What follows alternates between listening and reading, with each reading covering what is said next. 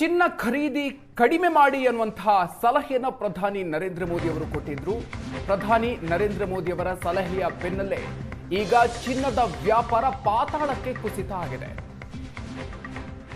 ಚಿನ್ನದ ದರ ಏರಿಕೆಯಿಂದ ವ್ಯಾಪಾರಿಗಳಲ್ಲಿ ಈಗ ಆತಂಕದ ಸನ್ನಿವೇಶ ಸೃಷ್ಟಿಯಾಗಿದೆ.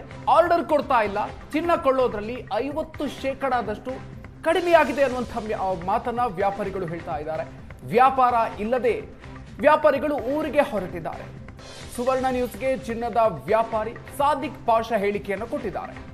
ಚಿನ್ನದ ಅಂಗಡಿ ಮುಚ್ಚುವ ನಿರ್ಧಾರಕ್ಕೆ ಬಂದಿದ್ದೀವಿ ಅನ್ನೋ ಮಾತನ್ನ ಹೇಳಿದ್ದಾರೆ. ಕೆಲಸ ಮಾಡ್ತಾ ಇರುವ ಸಿಬ್ಬಂದಿಗಳು ಕೆಲಸ ಕಳ್ಕೊಳ್ತಾ ಇದ್ದಾರೆ. 3 ಕೋಟಿ ಚಿನ್ನ ತಯಾರಿಸುವ ವ್ಯಾಪಾರಿಗಳಿಗೆ ಆತಂಕದ ಸನ್ನಿವೇಶ ಅನ್ನುವಂತಹ ಮಾತನ್ನ ಹೇಳಿದ್ದಾರೆ.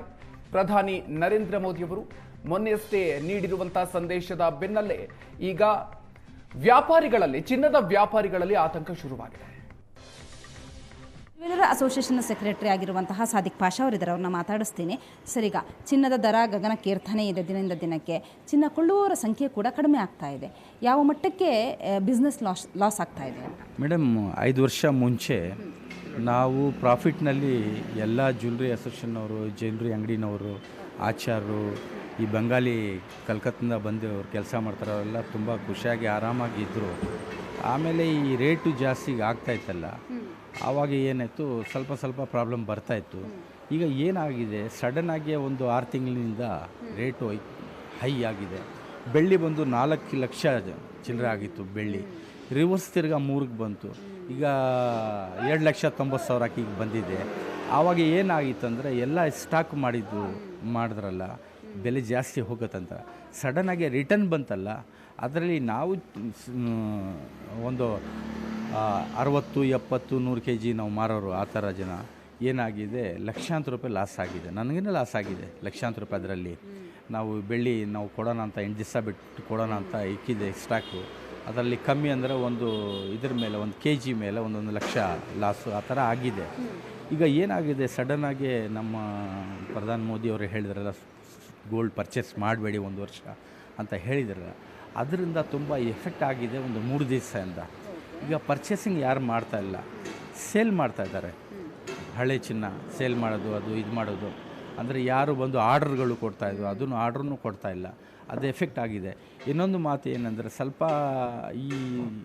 ಈ ಬಂಗಾರ ಕನೆಕ್ಷನ್ನು, ಈ ಬೆಳ್ಳಿ ಬಂಗಾರ ಕನೆಕ್ಷನ್ ಹೆಂಗಿದೆ ಅಂದರೆ, ಕಮ್ಮಿ ಅಂದರೆ ಒಂದು 3 ಕೋಟಿ ಜನ ಈ ವ್ಯವಹಾರದಿಂದ ಕನೆಕ್ಷನ್ ಇದೆ.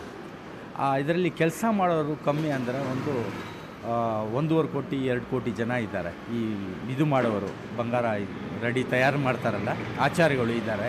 ಬಂಗಾಲಿ ಆಚರಿಸಿದ್ದಾರೆ, ನಮ್ಮ ಕರ್ನಾಟಕ ಆಚರಿಸಿದ್ದಾರಲ್ಲ, ಅವ್ರಿಗೆ ಕೆಲಸ ಕಮ್ಮಿ ಆಗಿಬಿಟ್ಟಿದೆ. ನಾವು ದಿವಸಕ್ಕೆ ಒಂದು 100 ಗ್ರಾಮು 200 ಗ್ರಾಮು ಆರ್ಡ್ರ್ ಕೊಡ್ತಾಯಿದ್ದೆಲ್ಲ ನಾವೇ ಸ್ಟಾಪ್ ಮಾಡಿದ್ದೀವಿ. 1 kg ಆರ್ಡ್ರ್ ಕೊಡ್ತಾಯಿದ್ರು ಮಾಡೋಕ್ಕೆ. ಅದು ಮಾಡ್ಕೊಂಡು ಅವ್ರು ಬರ್ತಾರೆ, 8 ದಿವಸ 10 ದಿವಸನಲ್ಲಿ ಮಾಡ್ಕೊಂಡು ಬರೋರು. ಅದು ನಾವು ಸ್ಟಾಪ್ ಮಾಡಿದ್ದೀವಿ. ಕಮ್ಮಿ ಅಂದರೆ ಒಂದು 3-4 ತಿಂಗಳಿಂದ ನಾವೇ ಸ್ಟಾಪ್ ಮಾಡಿದ್ದೀವಿ. ಅವ್ರಿಗೆ 100 ಗ್ರಾಮ್ ಕೊಡೋ ಜಾಗನಲ್ಲಿ ಒಂದು 10 ಗ್ರಾಮ್ ನಾವು ಕೆಲಸ ಕೊಡ್ತಾಯಿದ್ದೀವಿ. ಅವರು ಸಿಕ್ಕಾಪಟ್ಟೆ ಪ್ರಾಬ್ಲಮ್ ಇದ್ದಾರೆ. ಆ ಕೆಲಸ ಮಾಡೋರೆಲ್ಲ ಆಚಾರ್ಯರು ಏನಾಗ್ತಾ ಇದ್ದಾರೆ, ಬ್ಯಾಂಗ್ಳೂರು ಬಿಟ್ಟು ಹೋಗ್ತಾ ಇದ್ದಾರೆ. ತುಂಬ ಜನ ಹೋಗ್ತಾ ಇದ್ದಾರೆ. ಎಲ್ಲರೂ ಏನು ಅಂತ ನಿರ್ಧಾರಕ್ಕೆ ಈಗ ಏನಾಗಿದೆ, ಲಾಕ್ಡೌನ್ ಥರ ಆಗಿಬಿಟ್ಟಿದೆ. ಲಾಕ್ಡೌನ್ ಯಾವ ಥರ ಆವಾಗ ಆಯಿತು, ಈ ಥರ ನಮ್ಮ ಗೋಲ್ಡ್ ಬಿಸ್ನೆಸ್ ಲಾಕ್ಡೌನ್ ಈ ಥರ ನಮಗೆ ಈ ಥರ ಹೇಳಿದ ಮೇಲೆ ಶಾಕ್ ಆಗಿದೆ ಮೇಡಮ್. ಈಗ ಪರ್ಚೇಸ್ ಮಾಡೋರು ಯಾವಾಗ ಕಮ್ಮಿ ಆಗಿಬಿಡುತ್ತೆ ಅಂತ ಅದೂ ಒಂದು ಇದಿದೆ.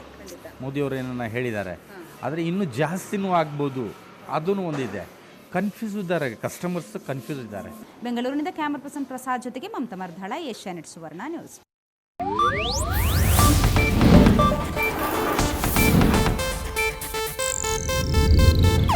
ಇದು ಏಷ್ಯಾನೆಟ್ ನ್ಯೂಸ್ ನೆಟ್ವರ್ಕ್ ಪ್ರಸ್ತುತಿ.